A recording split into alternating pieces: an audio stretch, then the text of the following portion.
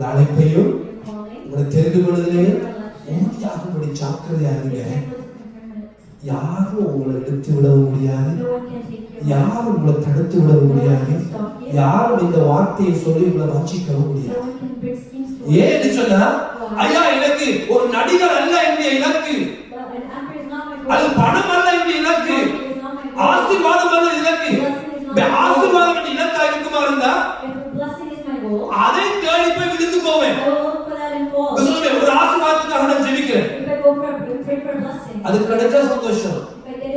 ஆசீர்வாதம் என் இலக்கா இருக்குமா இருந்தா அந்த இலக்கு நான் அடையாதே நடக்கும். நினைக்கிறீங்க என்ன நடக்கும்?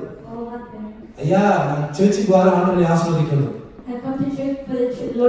இதுதான் நீங்க சர்ச்சுக்கு வர உங்க இலக்கா இருந்தா அது நடக்காம போகும்போது என்ன நடக்கும்? நீங்க இன்னும் ரத்த தேடி போவீங்க. ஆமாவா இல்லையா? ஏன்னா இலக்கை தேடி வந்தீங்க, அந்த இலக்கை அடைய முடியல, அந்த இலக்கை இன்னொருத்தர் போய் தேடுறீங்க.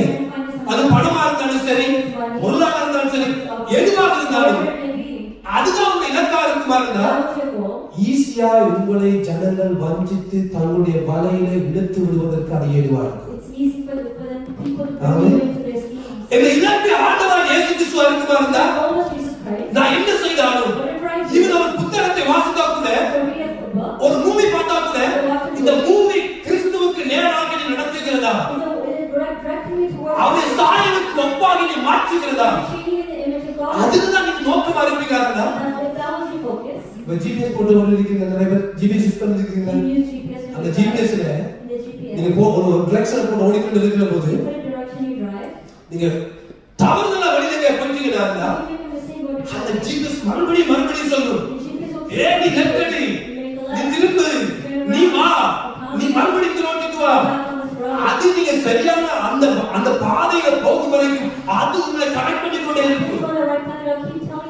இலக்கு சரியாக இருந்தா, உங்க இலக்கு சரியாக இருந்தா நீங்க எங்க போனாலும் மறுபடியும் அந்த காரியம் இலக்குக்கு நேராக நடக்கும்.